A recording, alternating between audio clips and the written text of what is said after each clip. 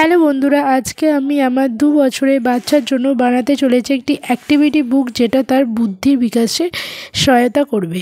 তো এই বইটা আমি কিভাবে বানাচ্ছি আর এর জন্য কী কী লাগবে, আর এটা কীভাবেই তার বুদ্ধি বাড়াতে সাহায্য করবে, সেই সমস্ত কিছু এই ভিডিওটাতে আলোচনা করব। তো পুরো ভিডিওটা দেখতে থাকো। ফার্স্টে এখানে দেখতে পাচ্ছ আমার কাছে আছে এই বিভিন্ন ধরনের পেজ, যেগুলো আমি অনলাইনে 2 years old baby activity books লিখে সার্চ করেছিলাম এবং সেখান থেকে এই পেজগুলোকে আমি ডাউনলোড করেছি আর তারপর এগুলোকে ল্যামিনেশন করে নিয়েছি। এরপর আমি এগুলো বানাচ্ছি। দেখো এগুলো আমি কিভাবে বানাচ্ছি। তো এখানে ফার্স্টে দেখতে পাচ্ছ এই যে একটা আছে, এতে ওপরে আছে বাস্কেট আর নিচুতে আছে অনেকগুলো কুমড়ো। এই কুমড়োগুলো এক একটাকে আমি কেটে নেব। এরপর দেখো এখানে আরও একটা বাস্কেট আছে আর সেখানে আছে নাশপাতি। এই নাশপাতিগুলোকে এইভাবে কুমড়োর মতন করে কেটে নেব। যে কনসেপ্টটা বানানো হবে যে কুমড়োগুলো ঝুড়িতে থাকবে বা এই নাশপাতিগুলো ঝুড়িতে থাকবে, সেইভাবে এইটা বানানো হবে। এরপর দেখো এখানে আছে একটা বেবির মুখ আর এখানে আছে চোখ, মুখ আর কান। এই চোখ, মুখ আর কানগুলোকে কেটে নিয়ে এগুলো এইভাবে কোথায় চোখ বসবে, কোথায় কান বসবে, কোথায় মুখ বসবে, এইভাবে লাগাতে হবে। তো এই জিনিসগুলো প্রথমেই কিন্তু বাচ্চা পারবে না, বারবার প্র্যাকটিস করাতে হবে, তারপরেই কিন্তু পারবে। আর এখানে আছে বিভিন্ন ফল, তাদের শ্যাডো। তো কোন ফলে কীরকম শ্যাডো হয় সেইটাই বোঝানোর জন্য এখানে একদিকে ফল আর একদিকে শ্যাডোটা কেটে নিতে হবে। তারপর কোন ফলে কি শ্যাডো হয় সেটা মেলাতে দিতে হবে। যেহেতু ও এখন ছোট, তো ও শ্যাডো কনসেপ্টটা বোঝে না, তো ফার্স্টে ওকে আমি ফলটা আর শ্যাডোটা পাশাপাশি রেখে বোঝাবো যে এর মানে কোন জিনিসটার কী আকৃতির শ্যাডো হয়। তো এইটা যখন বুঝে যাবে তারপর আমি কেটে আলাদাভাবে করাবো।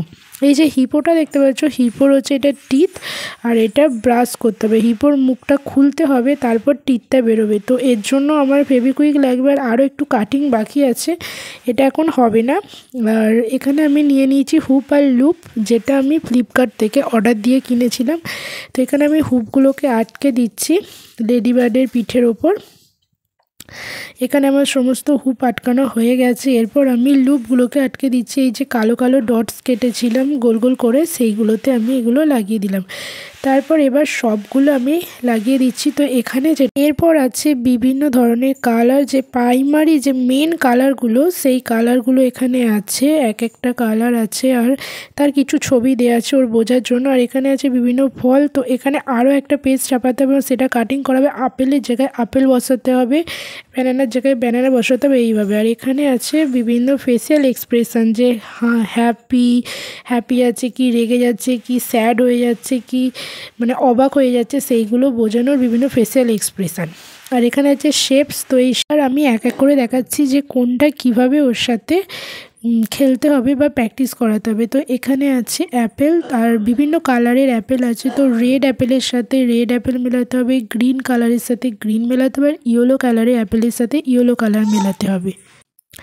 লেডিবার্ডের গায়ে যে কালো ডটসগুলো আছে এগুলো খোলা থাকবে, তো এই ডটসগুলো ওকে পরপর লাগাতে হবে বা আটকানো থাকবে, ডটসগুলো খুলতে হবে। আর এখানে আছে ঝুড়িতে ফল থাকবে বা সবজি থাকবে, তো সেই ফল সবজিগুলোকে ঝুড়ি থেকে বার করতে হবে বা ফল সবজিকে ঝুড়িতে রাখতে হবে। প্রতিটা অ্যাক্টিভিটি প্রচুর ইন্টারেস্টিং আর এগুলো বাচ্চাদেরকে অনেকক্ষণ ধরে বিজি রাখতেও সাহায্য করবে, তাদের একঘেয়েমি দূর করবে আর খুব ভালোভাবে ওদের ব্রেনের বিকাশে সাহায্য করবে। বিভিন্ন জিনিসের প্রতি নলেজ বাড়াবে, পাজল সলভিং ক্ষমতা বাড়াবে আর ওদের ইমাজিনেশন ক্ষমতাও বৃদ্ধি পাবে। সমস্ত অ্যাক্টিভিটি একবারেই ওরা শিখবে না, বারবার ওদের সামনে করে করে দেখাতে হবে, তারপর ওদেরকে প্রচুর প্র্যাকটিস করতে দিতে হবে, তারপরেই ওরা এগুলো শিখতে পারবে। ধরনের অ্যাক্টিভিটি পেজ আমি ওর যখন 1.5 বছর বয়স তখন থেকে এগুলো থেকেই আমি শুরু করেছি, তাই ওর এখন কনসেপ্টটা বুঝতে অতটা অসুবিধা হয় না, মোটামুটি কিছুটা ও বুঝতে পারে। যেমন এই লেডিবার্ডটা ও একবার বোঝাতেই বুঝতে পেরে গেছে, তাই ও নিজে থেকেই এটা করতে আরম্ভ করে দিয়েছে।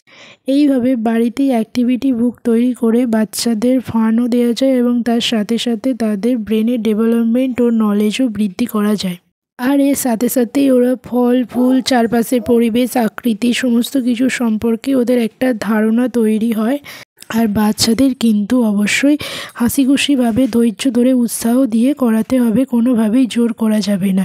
এখানে আমি দুটো দেখাচ্ছি, যে দুটো আমি ওর যখন 1.5 বছর বয়স তখন শুরু করেছিলাম। এখানে আছে একটা বোল, যেখানে 4টে মাছ ছিল। এই মাছগুলোকে বোল থেকে বার করতে হতো বা বাটিতে আবার রাখতে হতো। আর এটাও অনেকবার প্র্যাকটিস করেছে, তাই এইরকম অবস্থা। আর এখানে বিভিন্ন পশু ছিল, পশুর সাথে পশুর ছবি মেলানো ছিল।